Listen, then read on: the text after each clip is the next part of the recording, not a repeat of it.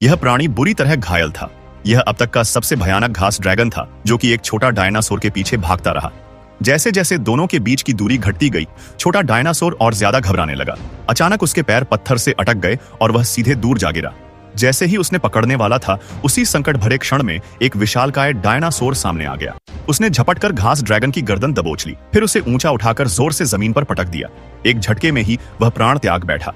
यह विशाल और शक्तिशाली डायनासोर यहीं के जंगल का सम्राट था, जिसे सब लोग बाण मास्टर कहकर पुकारते थे। और उसके सामने खड़ा छोटा नन्हा डायनासोर दरअसल उसका बेटा था, छोटू गड्ढा। अभी अभी की कायरता देखकर बाप ने बेटे को डांट पिलाई। छोटू गड्ढा, तू भाग क्यों रहा था? ये घास खाने वाले जीव तो हमारे दोपहर के खाने हैं। फिर गुस्से में वह मुड़कर चला गया। छोटू गड्ढा वहीं खड़ा रह गया, पूरी तरह हैरान परेशान। घर लौटकर बाण मास्टर अपने जीवन भर की मेहनत से बनाए साम्राज्य को गर्व से निहारने लगा। उसका बेटा छोटू गड्ढा राजगद्दी का उत्तराधिकारी था और बाण मास्टर किसी भी हाल में उसे कायर नहीं बनने देना चाहता था। अपने बेटे को जल्दी मजबूत बनाने के लिए वह छोटू गड्ढा को पश्चिम दिशा में ले गया। उसने सिखाया, अगर शिकार करते समय रास्ता भूल जाओ तो सबसे पहले पानी का स्रोत ढूंढो। अभी उसकी बातें खत्म भी नहीं हुई थीं कि अचानक एक चीख पुकार गूंजी। दोनों ने सिर घुमाया तो देखा कि दूर दूर तक फैले सींग वाले डायनासोरों का झुंड पानी पीने पश्चिम की ओर आया है।